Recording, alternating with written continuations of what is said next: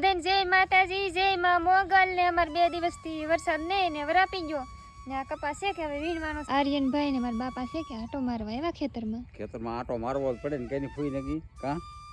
હા ને અહીંયા જો કપા ઉગી ગયો આર્યન જો બે તે કપા ઉગી ગયો કે નહીં કપા ઉગી ગયો કા બેટા ઉગી ગયો હા આ ખેડૂત નુકસાન કેટલું કે નહીં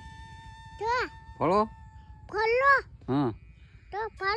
ઉગી ગયો બે પાંદડા થઈ ગયા ઉગી ગયો હવે આનું શું આવે લ્યો